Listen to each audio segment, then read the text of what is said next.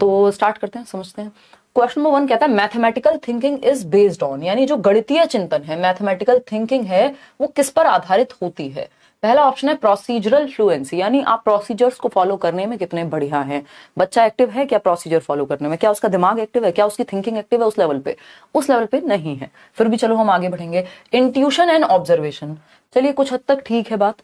फिर आते हैं लॉजिक एंड ऑब्जर्वेशन, कुछ हद तक ठीक है, बट ये ऑब्जर्वेशन मैथमेटिक्स के साथ उतना फिट नहीं हो रहा। और जब हम नेचर ऑफ मैथमेटिक्स एक टॉपिक है पेडागोजी का, जब आप एनसीईआरटी पढ़ते हैं या जो नोट्स आपको दिए हुए हैं, या फिर आप जो एनसीईआरटी ने आपके मैनुअल्स दिए हुए हैं, जिसको हम पोजीशन पेपर कहते हैं, जो एनसीएफ ने दिए हुए हैं, एनसीईआरटी ही देता है बेसिकली। एनसीएफ में बस आपको 2 चीजें पढ़नी है इसमें, एनसीएफ 2005 में जो एक सेक्शन है मैथ्स पेडागोजी का वो पढ़ लीजिए, और साथ में पोजीशन पेपर एक मैथमेटिक्स का, हर सब्जेक्ट का होता है एक पोजीशन पेपर एनसीईआरटी के द्वारा दिया गया। इन पोजीशन पेपर्स पे ही बेस्ड है पूरा एनसीएफ। तो वो काम आप कर लेंगे तो आपको आराम से चीजें समझ में आ जाएंगी, नहीं करेंगे तो नोट्स पढ़ लीजिए, हम साथ में करते रहेंगे, ठीक है जी। तो अगर हम बात करें तो हमें पता है नेचर ऑफ मैथमेटिक्स, यानी गणित की जो प्रकृति है, या आपने अपने डीएलएड बीएलएड की बुक्स में भी पहला चैप्टर होता है मैथ्स पेडागोजी में जब आपकी क्लासेस चलती हैं, नेचर ऑफ मैथमेटिक्स, यानी गणित की प्रकृति क्या है ना। तो गणित की प्रकृति हमें पता है लॉजिकल है और रीजनिंग बेस्ड है, तार्किक होता है गणित। ये बात बच्चे को पता होनी चाहिए। तो सारे ऑप्शन से बेटर ऑप्शन क्या हो गया, लॉजिक एंड रीजनिंग बेस्ड होती है जो मैथमेटिकल थिंकिंग होती है, तर्कात्मक होती है और विवेचनात्मक होती है, जिसमें लॉजिक लगता है, कोई भी बात हवा में नहीं होती, मान नहीं लिया जाता, 2 + 2 4 ही होते हैं। तर्क है गणितीय चिंतन में, और लॉजिक है मतलब प्रॉपर तर्क एवं विवेचना पर आधारित होता है, किसी भी ऐसी चीज पर नहीं। इंट्यूशन पूरी तरह से नहीं, कुछ चीजों में, कुछ टॉपिक्स में गणित के इंट्यूशन लग जाएगा, लेकिन पूरा जो नेचर ऑफ मैथमेटिकल थिंकिंग है वो है लॉजिकल और रीजनेबल। तो D option is the right answer, और बेस्ट ऑप्शन है बाकी के 3 ऑप्शन से। अगर आप ये कहें बाकी के 3 ऑप्शन चलो बहुत खराब नहीं है, या कुछ हद तक हमें सही लग रहे हैं, लेकिन जो बेस्ट ऑप्शन है वो डी ऑप्शन है, और बेस्ट ऑप्शन ही हमें आंसर दिलाता है जिसमें बच्चे का जो दिमाग है वो सबसे ज्यादा एक्टिव हमें नजर आए। क्वेश्चन नंबर 2 देखिएगा एक बार। क्वेश्चन नंबर 2 क्या कहता है भाई, तो क्वेश्चन नंबर 2 क्या है, कॉमन सेंस से सॉल्व होने वाले सवाल है। वाइल टीचिंग मल्टीप्लिकेशन, यानी जब आप मल्टीप्लिकेशन टेबल पढ़ा रहे हैं बच्चे को, for 4 a teacher has used the multiplication table for 2 in the following वे। तो 4 की टेबल पढ़ाने से पहले 2 की टेबल के माध्यम से समझाने की कोशिश हो रही है, ठीक है ना। तो 4 × 2 इज डबल ऑफ 2 × 2। भाई 2 का पहाड़ा पहले से आता है बच्चे को, तो जब हम उसको समझाने की कोशिश कर रहे हैं तो हम बता रहे हैं कि जब 2 बार 2 आता है तो मतलब ये जो 4 है, 4 × 2 इज डबल ऑफ 2 × 2। तो जो उसको आता है ऑलरेडी उसके बेस पे हम नई नॉलेज बिल्ड करने की कोशिश कर रहे हैं, बात ठीक है। 4 × 3 is double of 2 × 3 and so on. अब 4 के पहाड़े से पहले 3 का पहाड़ा भी आता होगा, तो उसका भी उदाहरण हमने दे लिया कि भाई 4 टाइम्स जो 3 है ना, 4 × 3 यानी 12 of 2 is double of 2 × 3 and so on. तो इसी तरह से हम बेसिकली जो बच्चे को आता है उसके आधार पर उसको नई चीजें सिखाने की कोशिश कर रहे हैं। बात सही है या नहीं है, बिल्कुल सही है। अब क्या पूछा क्या है हमसे, इसको देख के डरना नहीं है, हाय रे ये तो गणित चल रहा है, आपको समझना है पूछा क्या है आपसे, पेडागोजी पूछेगा आपसे। The objective of the teacher is to, यानी शिक्षक का उद्देश्य क्या है। हर एक काम का टीचिंग लर्निंग प्रोसेस में उद्देश्य होता है, कुछ आउटकम सेट होते हैं कि भाई ये रिजल्ट आएगा निकल करके। तो पहले उद्देश्य समझना है कि उद्देश्य क्या है, आउटकम नहीं पूछा यहाँ पे। उद्देश्य क्या है इस बात का, शोइंग हिज और हर मैथमेटिकल कॉम्पिटेंसी, टीचर अपनी योग्यता को दर्शा रहे हैं। ये तो एकदम बेकार बात हो गई, क्योंकि टीचर का जो उद्देश्य है कक्षा में सिखाने का, वो अपनी योग्यता को कि कितना मुझे आता है ये मैं यहाँ पे प्रूव करने से कोई फायदा नहीं होगा। इस चक्कर में कई लोग अपनी ईगो में इतना ज्यादा या इधर उधर की चीजें पढ़ाने लगते हैं जिसका पेपर से कोई ताल्लुक नहीं होता, या फिर उस लेवल के लिए वो ठीक नहीं है, वो नीड नहीं है उस क्लास की। तो ये बात भी गलत हो गई। बी ऑप्शन है introduce the concept of double, यानी दुगने की अवधारणा का परिचय दे रहे हैं। पहाड़े की बात चल रही थी। Encourage the student to use mathematical tricks to learn the tables quickly, trick हो गई क्या ये, नहीं। Use patterns and relationships to develop new concepts using the previous knowledge of students. ये बात हमें पढ़ के ही समझ आ गई थी, मैंने बोल भी दी थी, मुझे पता भी नहीं था 4th ऑप्शन में प्रीवियस नॉलेज लिखा होगा। हमें ये पढ़ के समझ आ गई थी कि बच्चे के पूर्व ज्ञान से जोड़ने की कोशिश हो रही है। जो बच्चे को 2 का पहाड़ आता है उसके बेसिस पे जोड़ करके एक पैटर्न पहचानने की हम कोशिश कर रहे हैं जो पहाड़ों में फॉलो होता है, यानी टेबल्स में फॉलो किया जाता है, एक पैटर्न है। तो हमने एक पैटर्न को रिलेशनशिप बिल्ड किया उस पैटर्न का नए कॉन्सेप्ट के साथ जो बच्चे को ऑलरेडी आता था, जो पूर्व ज्ञान है। पूर्व ज्ञान को मैं क्या कहती हूँ, नींव है आपकी। जब आप घर बनाते हैं नींव पहले भरी जाती है ना, तो आप जब जो नींव है उसके ऊपर ही इमारत बनती है। बिल्डिंग जो बनेगी वो नींव के ऊपर बनेगी। ठीक, तो ये नींव है एक तरह से जिसका इस्तेमाल नए कॉन्सेप्ट को सिखाने में किया जा रहा है। और नए कॉन्सेप्ट को कैसे सिखा रहे हैं? ये जो पैटर्न है कि 4 times 2 is double of 2 times of 2, तो ये पैटर्न हम सिखा रहे हैं और रिलेशनशिप जोड़ पा रहे हैं। ठीक है जी। क्वेश्चन नंबर 3 देखिए, a student has the concept of fraction, he she can easily understand the concept of rational number by linking it with fraction according to Piaget। Piaget हर जगह आते हुए मिलेंगे आपको, क्यों? क्योंकि Piaget ने दिमाग कैसे डेवलप होता है इसके बारे में स्टेजेस दी हैं, है ना। तो वो तर्क कब आता है आपको पता है? कॉन्क्रीट ऑपरेशनल में 7 से 11 वर्ष में, ठीक है ना, तब हम रेशो प्रोपोर्शन सिखाने की बात करते हैं। ठीक है बात, तो एक बार जवाब देने की कोशिश कीजिए, फिर हम आगे बढ़ेंगे। तो एक छात्र के पास भिन्न की अवधारणा है। फ्रैक्शन समझते हो? समझते हो फ्रैक्शन? नहीं समझते हो मत समझो, क्योंकि ज्यादा नहीं समझना, जो पढ़ लिया उसी का इस्तेमाल करना है, वो उदय सर समझाएंगे। तो एक छात्र के पास भिन्न की अवधारणा है, वह परिमेय संख्या की अवधारणा को भिन्न से जोड़कर आसानी से समझ सकता है, क्योंकि उसको फ्रैक्शन का कॉन्सेप्ट आता है। अब वो रैशनल नंबर के कॉन्सेप्ट को रिलेट करके, क्योंकि जुड़े हुए हैं आपस में, कनेक्शन बिल्ड हो जाएगा, तो वो क्या करेगा? सीख लेगा। क्या है पियाजे के कॉन्सेप्ट में अगर हम समझें तो ये कौन सी प्रोसेस है जो इसके लिए रिस्पॉन्सिबल है कि जो हमें आता है उससे कनेक्ट करके हम कुछ और सीख जाएं। यानी ब्रेन में कुछ तो एसिमिलेटेड है, कुछ तो भरा हुआ है, कुछ तो जुड़ा हुआ है हमारे स्कीमा में। बात सही है? स्कैफोल्डिंग, यहाँ कोई हेल्प की बात तो हुई नहीं है, बच्चा कहीं अटक रहा हो, ना वाइगॉस्की की बात हुई है, ना ब्रूनर की बात हुई है जिन्होंने दिया था। तो assimilation is the right word, कि आत्मसात करना, एसिमिलेट करना। आपके ब्रेन में ऑलरेडी एक कॉन्सेप्ट है जो आपने एसिमिलेट किया हुआ है, वो है फ्रैक्शंस का कॉन्सेप्ट। आपने उसी से जोड़ करके एक जुड़ा हुआ कॉन्सेप्ट आप समझ जाएंगे। अब क्यों? क्योंकि आपके ब्रेन में एक स्कीमा है, आपने एक एसिमुलेटेड स्कीमा आपके ब्रेन में है, ऐड किया हुआ है आपकी नॉलेज में, उसी से जोड़ करके कुछ और भी समझ जाएंगे। तो ये प्रोसेस कौन सी यूज होगी? एसिमुलेशन। याद होगा एक क्वेश्चन आता है कि एक बच्ची है सीता नाम की, जो दाल चावल खाना सीख रही है, मिला करके खाती है, वो दोनों को मिक्स करके हाथ से खाना सीख रही है। तो ये क्या है? ये प्रोसेस है, जो उसको आता है ऑलरेडी, उससे जोड़ करके कुछ और सीख रही है। यानी ब्रेन में चीजें हैं, बस उसी का इस्तेमाल करके काम बन रहा है। तो ये डीकॉम्पोजिशन, डिसेंट्रेशन का यहाँ कोई पॉइंट नहीं है, क्योंकि पर्सपेक्टिव चेंज नहीं करना, उसको डिसेंटर नहीं करना, अलग अलग यूज नहीं देखने किसी चीज के, उससे जोड़ के कुछ सीखना है। तो assimilation is the right answer over here. आगे बढ़ेंगे क्वेश्चन नंबर 4। क्वेश्चन नंबर 4 देखिएगा। क्वेश्चन नंबर 4 है आपका, अगर आप 10 सेट बैठ करके 5 सेट मैं सॉल्व करा दूं, या जितना भी हो पाएगा उतना करने की कोशिश करेंगे, 5 आप खुद से, 10 आप खुद से बैठ करके सिर्फ प्रीवियस ईयर के सेट सॉल्व कर लेते हैं, ये 15-15 नंबर के, 10 नंबर से 1 नंबर कम आएगा नहीं। और वो जो फ्री नोट्स दिए हुए हैं डिस्क्रिप्शन बॉक्स में, उनको पढ़ लेना, है ना, ऊपर ही रहोगे, फिर आप 15 के आसपास ही जाओगे। बल्कि a grade 4 student is enable to do multiplication, एक चौथी कक्षा का बच्चा है जो मल्टीप्लीकेशन नहीं कर पा रहा है, जबकि हम FLN में फ्लुएंसी और जो आपका फाउंडेशनल लिटरेसी एंड न्यूमरेसी की बात है, जो हम कह रहे हैं कि बच्चे को तीसरी कक्षा तक आ जानी चाहिए कि बेसिक जोड़ घटा गुणा भाग वो सीख जाए, पढ़ना लिखना वो सीख जाए, ये आपका नेशनल एजुकेशन पॉलिसी कहती है ना। और कक्षा 3 तक, यानी लगभग 8-9 साल की उम्र तक, 9 साल की उम्र से पहले पहले बच्चे को ये आना चाहिए। लेकिन एक बच्चा है जो चौथी क्लास में आने के बावजूद आपका मल्टीप्लीकेशन उसको नहीं आता, involving 2 digit numbers, 2 digit number का। भाई 2 डिजिट में मुश्किल होती है ना, हो सकता है 1 डिजिट का उसको आता होगा, तो 2 डिजिट नंबर, यानी उसको कहीं 32 गुणा 32 करो तो उसको दिक्कत हो सकती है। ठीक, which of the following can be best adopted by the teacher to help the child learn multiplication of 2 digit numbers. अब टीचर को कौन सी युक्ति का इस्तेमाल करना चाहिए कि वो 2 डिजिट, 2 संख्याओं का गुणा करना उसको सिखा पाए बच्चे को? तो पहला ऑप्शन है, he she should make the student memorise multiplication. अब आपने पेडागोजी इतनी पढ़ ली है, CDP इतनी पढ़ ली है, आपको पता है कि याद कराना, रट्टे लगवाना, ये सब कोई बहुत एक्टिव रखने का तरीका बच्चे को नहीं है। उसे विद्यार्थियों को पहले गुणन सारणी पहाड़े याद करवाने चाहिए, होता है ऐसा। लेकिन अब यहां 2 डिजिट की बात हो रही है, तो 2 डिजिट में ऐसा नहीं है कि पहाड़े उसको आते ही नहीं होंगे, है ना भाई। अगर सिंगल डिजिट भी आती होगी तो कुछ पहाड़े आते भी होंगे। तो मुद्दा यहाँ पे याद करवाना नहीं होता कभी भी, सिंपल फंडा ये है। He she should tell the student to use calculator to multiply 2 numbers। तो फिर टीचर का क्या चार डाले वो बेचारा बच्चा, जब उसको कैलकुलेटर से ही हमेशा जो है गुणा करनी है। तो कोई सेंस इस बात का बना नहीं, बच्चा उतना एक्टिव यहाँ नहीं है। बच्चे को सिखाने पे हमें जोर देना है यहाँ पे, ये नहीं कि बस आंसर आ जाए, ठीक है ना।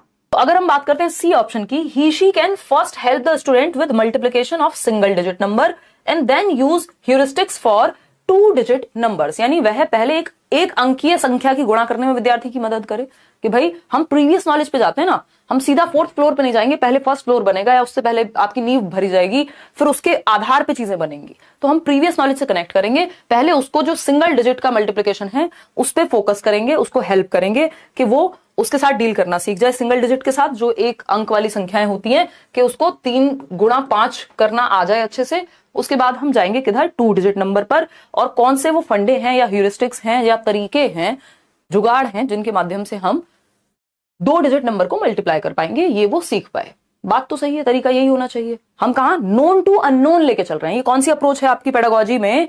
ये है नोन टू अननोन की अप्रोच, सिंपल टू कॉम्प्लेक्स की अप्रोच। क्या है ये? नोन टू अननोन, शिक्षण का सूत्र है ये, ज्ञात से अज्ञात की ओर। जो बच्चे को आता है, क्या आता है? प्रीवियस नॉलेज, जो उसका पूर्व ज्ञान है, तो ज्ञात से अज्ञात की ओर ले जाते हैं हम, सिंपल टू कॉम्प्लेक्स ले जाते हैं, सरल से जटिल की ओर। ऐसा नहीं होता डायरेक्ट पहले जटिल की ओर जाएं। तो आपको सबको पता है कि पहले हमें सिंगल डिजिट मुश्किल लगते हैं, फिर हम वो सीख जाते हैं, वो हमारे लिए सिंपल हो जाते हैं, और फिर हम 2 संख्याओं वाली गुणा सीख पाते हैं। तो सरल से जटिल की ओर जा रहे हैं हम यहाँ, बात तो सही है। फिर आता है आपका डी ऑप्शन, इसको भी पढ़ लेते हैं, क्या पता ये इससे भी अच्छी बात कर रहा हो। डी ऑप्शन है, he she can perform the multiplication algorithm repeatedly on the blackboard and ask the student to solve similar problems using the algorithm taught. कि जो भी मेथड, जो भी तरीका, जो भी एल्गोरिथम, जो भी स्टेप बाय स्टेप प्रोसेस को एल्गोरिथम बोलते हैं, सिखा दिया है, बता दिया है ब्लैक बोर्ड पे मल्टीपल टाइम। अब बच्चे को अगर समझ में ही नहीं आया, आप 70 बार बता दो ब्लैक बोर्ड पे, करते रहो, खुद से ही खेलते रहो, तो ये तो सेंस बना नहीं। बच्चा एक्टिव है सी ऑप्शन में, और उसके सिंपल टू कॉम्प्लेक्स का हम यहाँ रूल भी फॉलो कर रहे हैं। हम नोन टू अननोन भी ले जा रहे हैं बच्चे को, और एक एक करके चीजें जोड़ करके सिखा रहे हैं। तो सी ऑप्शन सबसे बेहतर ऑप्शन है, जो बच्चे के पक्ष में है। ठीक है, क्वेश्चन नंबर 5 पर जाएंगे। बहुत ही आसान सा सवाल, बट इसके लिए आपको 2-3 कॉन्सेप्ट पता होने चाहिए, नहीं तो गड़बड़ हो जाएगी। बस नंबर 75, बस का नंबर क्या है? 75, goes to the central market, एक केंद्रीय बाजार में जा रही है, आसपास कहीं या जहां पे भी। Here the use of number is dash, यानी ये जो नंबर का यूज हुआ है, बस संख्या 75।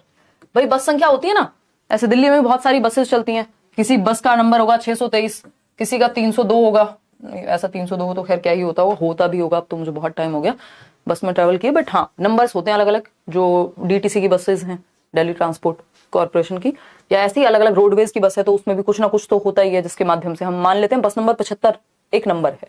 ठीक, अब ये बस नंबर 75 जो है सेंट्रल मार्केट की तरफ जा रही है। ये जो नंबर का यूज है, यानी इस 75 का क्या मतलब है यहाँ पे? ये कार्डिनल है, ये नॉमिनल है, ये ऑर्डिनल है, या ये सीरियल नंबर है बस का? बताइए बताइए फटाफट से। तो अगर हम बात करें यहाँ पे, तो ये ऑर्डिनल नहीं होगा, सी ऑप्शन जितने लोग कह रहे हैं, ये नॉमिनल नंबर है एक, जो उस बस को नंबर दे दिया गया है। जैसे 623 कोई उस बस की संख्या नहीं है, वो लेबल कर दिया गया है जिससे पहचान पाए, अंकित है ये, है ना। वो अंकित मूल्य पढ़ते थे, विराट कोहली की जर्सी पे अगर 18 लिखा हुआ है, तो ऐसा थोड़ी विराट कोहली का कुछ 18 मतलब कुछ कहीं कोई ऑर्डर बन रहा है टीम में, 18 तो प्लेयर भी नहीं होते अगर देखा जाए तो ये क्या, या एमएस धोनी की हम बात करें तो 7 नंबर उनको दे दिया गया, है ना। सचिन तेंदुलकर की जर्सी बहुत फेमस है 10 नंबर, या ऐसे और भी बहुत सारे एग्जांपल्स हो सकते हैं। तो वो लेबल के लिए है, उसका अपने आप में कोई ऐसा महत्व नहीं है कि वो 10 से कुछ 10 लोग के बारे में बात हो रही है या क्रम के बारे में बात हो रही है। ऑर्डिनल में तो क्रम होता है। बस नंबर 75 का मतलब ये नहीं कि वो एक क्रम में लगी हुई बस है, वैसी बात नहीं हुई। हो सकता है वो आगे खड़ी हो, पीछे खड़ी हो, ये जस्ट एक लेबलिंग नंबर दिया गया है। तो ये क्या हुआ? अंकित नंबर हुआ, या अंकित संख्या हुई, नॉमिनल नंबर। अगर हम कार्डिनल की बात करते हैं तो कार्डिनल बताता है कि कोई चीज कितनी है, कि 12 लोग। अब ये 12 लोग, जो 12 नंबर है, वो कार्डिनल हो गया यहां पे, कि टोटल कितनी संख्या है किसी चीज की, 12। ठीक है बात। अगर हम बात करते हैं यहाँ पे कितने आदमी थे, याद कीजिए शोले मूवी, कितने, 4-5 जो भी थे, तो वो कार्डिनल नंबर हो गया कि टोटल कितनी संख्या, किस बारे में बात हो रही है, कितने लोग हैं, हाउ मैनी, तो वो कार्डिनल नंबर से पता चलता है। ठीक, अगर हम बात करें यहां पर, अगर लेबल करने के लिए जो हम संख्या यूज कर रहे हैं वो है नॉमिनल नंबर। ठीक है बात। ऑर्डिनल नंबर ऑर्डर बताती है किसी चीज का, कि भाई यहां से तीसरा, किसी को अगर हमें बताना हो कि भाई फलाने का घर कहां है या कोई जगह कहां है, तो हम कहते हैं यार यहां से ना तीसरे कट पे लेफ्ट ले लेना। अब वो तीसरा जो है वो ऑर्डिनल है, वो पहला आएगा, फिर दूसरा आएगा, फिर तीसरा आएगा। यहां जरूरी नहीं है 75 का मतलब है टोटल नंबर बसेस जो है 75 ही होंगी। सीरियल नंबर हमें पता है, कोई चीज जब बनती है तो उसकी एक सीरीज में एक नंबर होता है, क्रम संख्या, जो एक तरह का अगर देखा जाए तो ऑर्डिनल नंबर ही हो गया, कि ऑर्डर के हिसाब से सीरीज बनाई गई है। तो ये एक बेसिक सी बात है, nominal number is the right answer, ध्यान रखिएगा। ऑर्डिनल ऑर्डर को, क्रम सूचक है। क्वेश्चन नंबर 6, सीरियल नंबर नहीं है वो बस का, जो कई लोग सीरियल नंबर अभी भी कह रहे हैं। क्वेश्चन नंबर 6 देखिएगा एक बार। क्वेश्चन नंबर 6 क्या है? When asked to numerically represent the number 402। ये क्वेश्चन हर बार आता है पेडागोजी में, बस थोड़ा सा घुमा फिरा करके पूछ लेता है। ठीक है जी। अगर हम बात करें 402 लिखने को कहा गया बच्चे को, है ना, कक्षा 5 के एक विद्यार्थी को जब 402 लिखने को कहा गया तो वह 4002 लिख देता है ना, 4002 लिख देता है।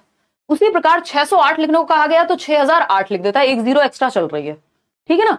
इस भ्रांति का सर्वाधिक उपयुक्त स्पष्टीकरण क्या है? ये जो मिसकॉन्सेप्शन बन गया है बच्चे के दिमाग में, इसको कैसे ठीक करें? हम सबने बचपन में ये गलतियां की हैं भाई। पेडागॉजी आपको पढ़ के समझना है कि बच्चे को सिखाना कैसे है। पहला ऑप्शन है the child is simply careless. बच्चे में कमी नहीं ढूंढनी होती। पहली बात ये, हमारे मेथड में कुछ कमी रही होगी या किसी कॉन्सेप्ट में कोई कमी रही है, इसका मतलब ये नहीं है कि बच्चे में कमी रही है। हर एक बच्चा क्रिएटिव है, क्यूरियस है और क्या है, एबिलिटी टू लर्न के साथ जन्म लेता है। ये चाइल्ड सेंटर्ड एजुकेशन जो आपकी बाल केंद्रित शिक्षा है वो मानती है। कंस्ट्रक्टिविस्ट अप्रोच भी इसी को मानेगी, रचनावादी भी। तो ये तो गलत हो गया। The child is simply writing the number as he she hears it. उसको जैसा सुन रहा है वैसा वो लिख रहा है। अब 402 सुन रहा है और 4008 लिख रहा है या 4002 लिख रहा है, तो ये तो सेंस नहीं बना, है ना। द चाइल्ड हैज, इसका मतलब है कहीं ना कहीं कॉन्सेप्चुअल अंडरस्टैंडिंग में प्रॉब्लम है। The child has not fully understood the place value system. हमेशा ये क्वेश्चन घुमा फिरा के आपको देखने को मिलता है कि क्या गड़बड़ है भाई, प्लेस वैल्यू नहीं समझ पा रहा है बच्चा, कि इकाई धाई जो आपका जो 1 10 100 1000 जिसको हम बोलते हैं, इकाई धाई सैकड़ा हजार 10,000, वो वाला कॉन्सेप्ट जो प्लेस वैल्यू का कॉन्सेप्ट है वो नहीं समझ पा रहा बच्चा। तो हम ये कहेंगे साधारणतः बच्चा वही लिखता है, वो तो गलत बात हो गई। बच्चे को स्थानीय मान प्रणाली की पूर्ण समझ नहीं है, अभी वो क्लियर नहीं हो पा रहा इस कॉन्सेप्ट को लेकर के, जो प्लेस वैल्यू का कॉन्सेप्ट है कि प्लेस वैल्यू से सारी कहानी बदल जाएगी। जो चीज 402 थी, एक जीरो एक्स्ट्रा लगता ही वो 4002 बन गई। तो ये प्लेस वैल्यू के कॉन्सेप्ट में बच्चों को दिक्कत है, इसलिए मिसकॉन्सेप्शन हो रहा है। फिर भी डी ऑप्शन चेक करेंगे। The child lakhs intelligence and mathematical knowledge. बच्चे में तो बुद्धि की ही कमी है। अब ये सेंसलेस बात हो गई। एज अ टीचर आपको ऐसी बात कभी नहीं करनी कि बच्चे में तो बुद्धि की कमी है, गणितीय ज्ञान की कमी है। अरे ये सब गलतियां, एरर्स जो हैं, पार्ट ऑफ लर्निंग है। त्रुटियां होना साधारण सी बात है, सामान्य सी बात है, प्राकृतिक सी बात है। अगर मैं कहूं गलतियां, कोई कभी गलती ही नहीं करता हो तो वो थोड़ा प्रॉब्लमेटिक बात है। तो यहां स्थानीय मान की समझ में उसको कंफ्यूजन है, कॉन्सेप्ट अभी क्लियर नहीं है। C option is the right answer. Question number 7 देखिएगा एक बार, ये क्या पूछता है। क्वेश्चन नंबर 7 कहता है a teacher gives the formula to find the area of a rectangle. भाई रेक्टेंगल आयती बोलते हैं ना हिंदी में, तो एक रेक्टेंगल का एरिया फाइंड आउट करने को टीचर ने कहा है, एक फॉर्मूला बताया है। ठीक है ना। Ask the children to find the area of different rectangular cutouts the teacher is using.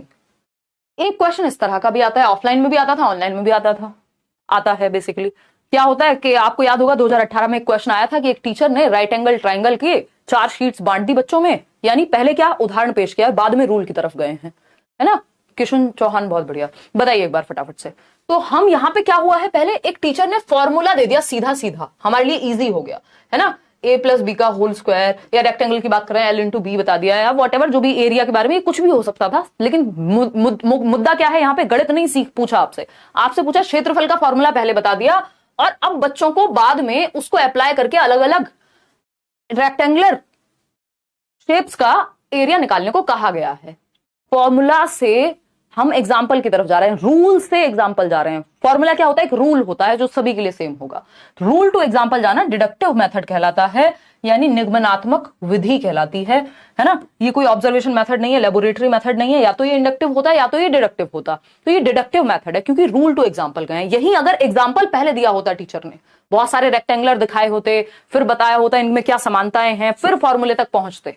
यानी पहले हमने परिभाषा नहीं बताई संज्ञा की, यहां पे पहले परिभाषा बता दी, बाद में उदाहरण बताए। अगर पहले उदाहरण बता देते, बाद में परिभाषा तक जाते, तो वो इंडक्टिव मेथड हो जाता। तो यहां पे सिंपली लिख सकते हो, इंडक्टिव मेथड बोले तो एग्जाम्पल टू रूल, उदाहरण से नियम की ओर जाना। वहीं अगर हम डिडक्टिव की बात कर रहे हैं तो यहां रूल टू एग्जाम्पल जाना, यानी नियम से उदाहरण की ओर जाना। इसमें गलती कर देते हैं, जबकि ये इतना आसान क्वेश्चन है। ठीक है ना। तो ये बेसिक बात हमें ध्यान में रखनी है। 2 मिनट लेकर के हम इसको थोड़ा सा समझ भी लेते हैं। इंडक्टिव और डिडक्टिव कहीं भी पूछा जा सकता है। ये दोनों अप्रोचेस देने का जो श्रेय है एक्चुअल में वो जाता है अरस्तु को, यानी एरिस्टोटल को। ठीक है ना, एक यूनानी दार्शनिक।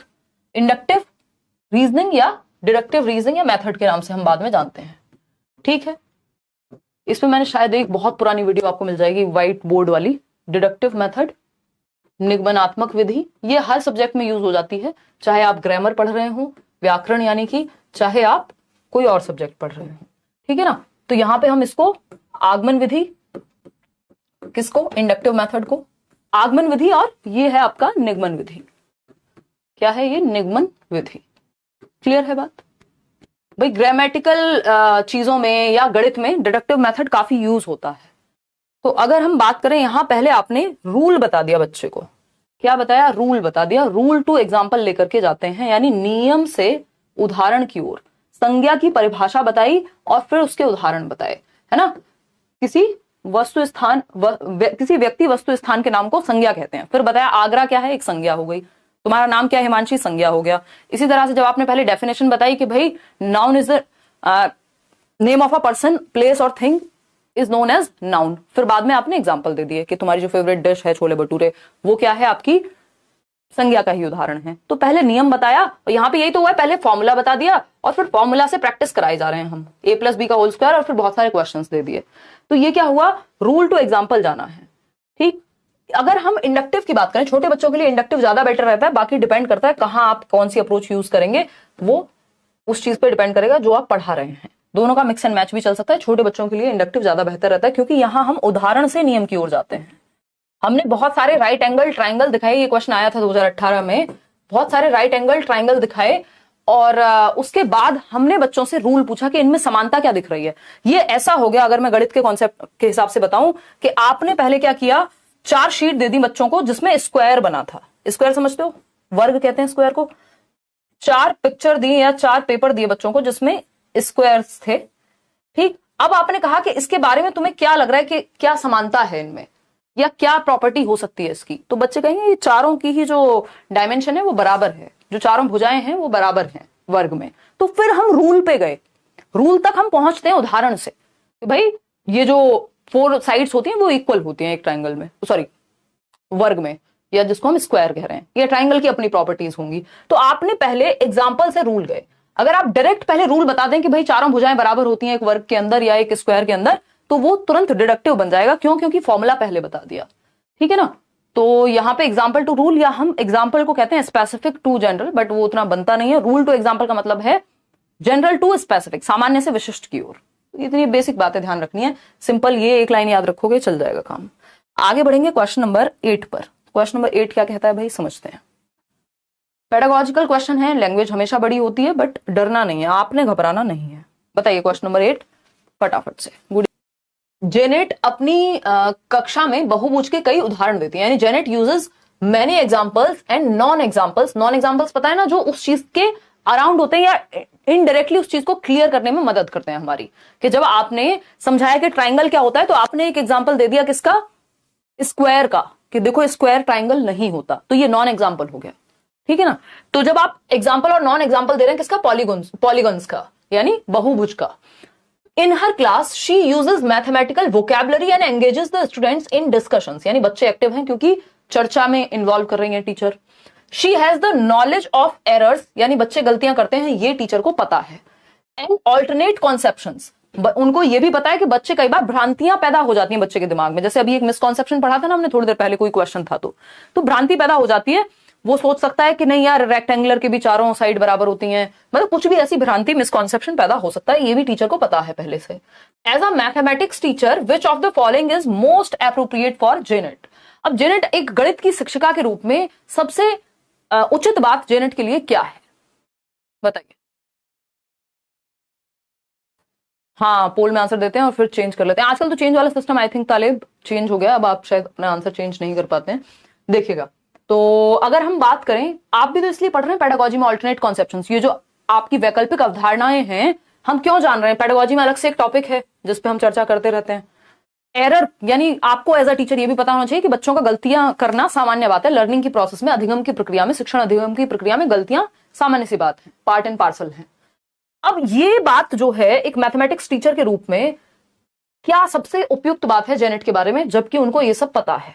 She has pedagogical content knowledge, यानी उन्हें शिक्षा शास्त्रीय विषय वस्तु का ज्ञान है, जैसे आप पढ़ रहे हैं अभी, है ना, कि पेडागोजी स्पेशली पढ़नी है, नहीं तो सीटेट क्लियर नहीं हो पाएगा। जिसको पेडागोजी नहीं आती उसका सीटेट नहीं हो सकता, है ना। रटने से तो सिर्फ नहीं काम चलेगा, कुछ ना कुछ फंडे तो दिमाग में रखने पड़ेंगे। तो पेडागोजी क्या है, science of teaching, art of teaching, पढ़ाते कैसे हैं, वो उस चीज का शास्त्र पेडागोजी है, कि पढ़ाने का शास्त्र, एक तरह से शिक्षण शास्त्र इसीलिए कहते हैं उसको। तो इनको नॉलेज है कि बच्चे गलतियां भी करते हैं, बच्चे ऑल्टरनेटिव कॉन्सेप्शंस या भ्रांतियां भी बच्चों में पैदा हो जाती हैं, और वो एग्जाम्पल और नॉन एग्जाम्पल दोनों दे रही हैं ताकि बच्चे को और ज्यादा क्लियर हो जाए कि जब वो बर्ड के बारे में बता रही हैं तो वो बता दें कि ये हेलीकॉप्टर है और ये बर्ड नहीं होता। जब वो स्क्वायर के बारे में बता रही हैं या पॉलीगन के बारे में बता रही हैं तो उन्होंने और भी शेप्स दिखाई कि देखो ये पॉलीगन से कैसे अलग हैं। तो ये नॉन एग्जाम्पल होता है कि कैसे अलग है। ठीक, she has only subject matter knowledge. भैया ये एरर का कॉन्सेप्ट, ऑल्टरनेटिव कॉन्सेप्ट या एग्जाम्पल्स और नॉन एग्जाम्पल्स यूज करना, ये पेडागोजिकल कॉन्सेप्ट है। ये सिर्फ गणित में नहीं, हर सब्जेक्ट में लागू होते हैं, हर सब्जेक्ट को पढ़ाने में लागू होते हैं। तो ऐसा नहीं, सब्जेक्ट मैटर की ही नॉलेज है। She has understanding of mathematical errors. यहां पे लिखा है कि मैथमेटिकल एरर, ये तो इन जनरल बच्चे हर सब्जेक्ट में गलतियां कर सकते हैं, भ्रांतियां हर सब्जेक्ट में पैदा हो सकती हैं, कंफ्यूजन हर सब्जेक्ट में पैदा हो सकती है, एग्जाम्पल्स हर सब्जेक्ट में दिए जाते हैं। डी ऑप्शन है, शी हैज करिकुलर नॉलेज।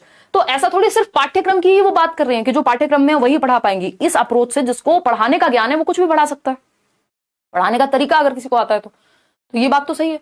तो A option is the right answer. उसे शिक्षा शास्त्रीय विषय वस्तु का ज्ञान है, यानी टीचर जो है जेनेट को, she has pedagogical content knowledge, पढ़ाने के फंडे पता है, साइंस ऑफ टीचिंग पता है, तो अच्छी पेडागोजिकल स्किल है टीचर की। A option is the right answer. Question number 9 देखिए एक बार फटाफट से। क्वेश्चन नंबर 9 कहता है, इन अ कंस्ट्रक्टिविस्ट क्लासरूम, एक रचनावादी कक्ष। याद कीजिए आपका एनसीएफ भी रचनावाद को फॉलो करता है, आपकी नेशनल एजुकेशन पॉलिसी भी, यानी रचनावाद क्या कहता है, प्याजे, वाइगॉस्की, ब्रूनर, ये सब रचनावादी हैं जो कहते हैं बच्चे को एक्टिव रखो, मीनिंगफुल लर्निंग होनी चाहिए, अर्थ निर्माण होना चाहिए। ठीक है ना। तो एक कंस्ट्रक्टिविस्ट क्लासरूम में जहां नॉलेज को कंस्ट्रक्ट किया जाएगा, बच्चे को एक्टिव रखा जाएगा। अब mathematics teacher can improve the teaching and learning process by, एक संरचनावादी कक्ष में गणित का एक शिक्षक शिक्षण एवं अधिगम प्रक्रिया में सुधार कैसे कर सकता है, बच्चों को और ज्यादा एक्टिव रख के। रिफ्लेक्टिंग ऑन क्लासरूम प्रैक्टिसेस, यानी कक्षाई प्रक्रियाओं पर मनन करके कि आज मैंने क्या पढ़ाया, क्या सही हुआ, कहां बच्चों को कंफ्यूजन हुई, अगली बार कौन सा बेहतर उदाहरण दिया जा सकता है, एग्जाम्पल कौन सा और बेटर यूज किया जा सकता है, बच्चों को ज्यादा एक्टिव कैसे रखा जा सकता है। इस चीज पे मेटाकॉग्निटिव परासंज्ञानात्मक क्षमताएं वो यूज कर रही हैं, मेटाकॉग्निटिव एबिलिटीज यूज कर रही हैं, रिव्यू कर रही हैं, प्लान कर रही हैं, रिफ्लेक्ट कर रही हैं, मेरी टीचिंग लर्निंग में क्या चेंज आना चाहिए और बेहतर कैसे बनाऊं। हर दिन का एक प्लानिंग होती है टीचर की। तो ये बात एकदम सही है कि यहाँ पे रचनात्मकतावाद फॉलो हो रहा है क्योंकि बच्चे को सेंटर में रखा जा रहा है। Giving more questions for practice, सिर्फ अभ्यास के लिए ज्यादा प्रश्न दे देना, अब ये तो रिफ्लेक्ट करके पता चलेगा ना कि कमी कहां है या बेहतरी की जरूरत कहां है, इंप्रूवमेंट की जरूरत कहां है। अब सीधा बस प्रैक्टिस, हर चीज का इलाज प्रैक्टिस, ऐसा नहीं होता। सर का दर्द है तब भी डॉक्टर पेट दर्द की दवाई दे, हार्ट अटैक आया किसी को तो उसमें भी पेट दर्द की दवाई दी जा रही है, तो वैसी बात हो गई, हर चीज के लिए प्रैक्टिस करा दो बस। Focusing only on summative assessment, summative assessment ऐसे ये होता है जजमेंट के लिए, अंत में होगा, और टीचिंग लर्निंग प्रोसेस के एंड में जो आप सबमिटिव हाफ ईयरली या ईयरली एग्जाम देते हैं और सीधा आपको पता चल जाएगा इतने % आपने अचीव किया है। जबकि फॉर्मेटिव असेसमेंट ज्यादा बेटर है, उसमें फीडबैक मिलता है और वो during the process of teaching learning होता है। मतलब जैसे अभी आप साथ में पोल भी दे रहे हैं, मैं साथ में डिस्कशन भी कर रही हूं, तो टीचिंग लर्निंग प्रोसेस के बीच में चल रही है ये चीज या साथ में चल रही है, इसको फॉर्मेटिव असेसमेंट कहेंगे, रचनात्मक आकलन। जबकि आप पेपर फाइनल देकर के आएंगे, वहां पे एक बार में ही कहानी खत्म है, सबमेटिव असेसमेंट है वो। तो सबमेटिव असेसमेंट कोई सही तरीका नहीं है, रचनावादी कक्ष ये नहीं मानता कि लास्ट में बस नंबर में डिवाइड कर दो। Identifying bright students and preparing them for competitive examinations, रचनावाद ये नहीं कहता कि कुछ बच्चों को तो निकाल लो और उनको कॉम्पिटिटिव एग्जाम के लिए प्रिपेयर कराओ क्योंकि वो ब्राइट हैं और बाकी बच्चों को छोड़ दो। रचनावाद तो बच्चे की क्या है, यूनिकनेस पे जाएगा। तो कक्षाई प्रक्रियाओं पे रिफ्लेक्ट करेगी टीचर, मनन करेगी, चिंतन मनन करके, और फिर आगे क्या चेंज हो सकता है। टीचर क्या है, फैसिलिटेटर है। रचनावाद में टीचर सुविधादाता है। क्वेश्चन नंबर 10 देखिएगा एक बार, देखिएगा क्या है question. According to national curriculum framework 2005, यानी राष्ट्रीय पाठ्यचर्या की रूपरेखा 2005 के अनुसार, teaching and learning methods in mathematics at primary level should focus on, यानी जो आपका एनसीएफ है उसके अनुसार प्राथमिक स्तर पर गणित में शिक्षण और अधिगम विधियां केंद्रित होनी चाहिए। यानी किस तरह के या किन तरह के मेथड्स को हम यूज करें प्राइमरी लेवल पर एनसीएफ के according. Child centred methods, constructivism पे बेस्ड है आपका पूरा जो एनसीएफ है, यानी बच्चे को एक्टिव रखो। टीचर क्या है, सुविधादाता है, फैसिलिटेटर, एक माली की तरह, एक गार्डनर की तरह जो ध्यान रखता है, ठीक, थोपता नहीं है चीजें। तो जहां बच्चा एक्टिव होगा हम समझ जाएंगे। Explorations of various patterns in mathematics, यानी गणित में विभिन्न प्रतिमानों की खोज पर, यानी बच्चा एक्टिव है। जब वो खोज करेगा, एक्सप्लोर करेगा, डिफरेंट पैटर्न्स को समझेगा, तो बच्चा एक्टिव है, बात तो सही है। Developing the skills of estimation and approximation among learners, शिक्षार्थियों में अनुमान एवं सन्निकटन के कौशलों के विकास पर ध्यान दें। कि भाई अप्रोक्सीमेशन पता हो उसको 0.5 लिखा है तो इसका मतलब ये होगा, है ना। एक बेसिक स्किल्स एस्टिमेट करने की चीजों को आ जाए गणित में, चलो जरूरी है। Informal ways of learning like games, solving puzzles, यानी जो अधिगम की अनौपचारिक विधियां हैं, यानी सिर्फ पेन पेपर पे नहीं, जो डिफरेंट तरीके से बच्चा लाइफ में सीख रहा है कि पजल सॉल्व करके, गेम खेल करके भी वो कॉन्सेप्ट सीखता है, तो बच्चा इसमें भी एक्टिव है, यहां भी एक्टिव है। रिगरस प्रॉब्लम सॉल्विंग, देखो प्रॉब्लम सॉल्विंग तो बात सही थी, वो भी प्रॉब्लम सॉल्विंग किस लेवल पे कह रहे हैं, प्राइमरी लेवल पे, अंतहीन प्रॉब्लम सॉल्विंग, बस समस्या समाधान कराओ रात और दिन, ये वैसी सी बात हो गई। रिगरस प्रॉब्लम सॉल्विंग सही उत्तर नहीं है ना। तो डी ही यहां सिर्फ नेगेटिव है, और ए बी सी डी का तो वैसे भी हमारे पास ऑप्शन नहीं है, तो आंसर जो है ए बी सी हो जाएगा, सिंपल। क्योंकि परिशुद्ध समस्या समाधान यानी सिर्फ समस्या समाधान पे हार्डकोर फोकस कर रहे हैं प्राइमरी लेवल पे, जब भी आपको बच्चे को एक्टिव रखने पे फोकस करना है, अभी वो इतना बड़ा समस्या समाधान करता नहीं बन गया है। तो रिग्रेस नहीं लिखा होता तो एक बार को फिर भी इंक्लूड कर लेते, या फिर चारों ऑप्शंस होते, तब भी ऐसा नहीं, मुझे नहीं लगता कि लोग फिर रिग्रेस वर्ड अपने आप हटा देते। आपसे दुश्मनी तो है नहीं, तो C option is the right answer over here.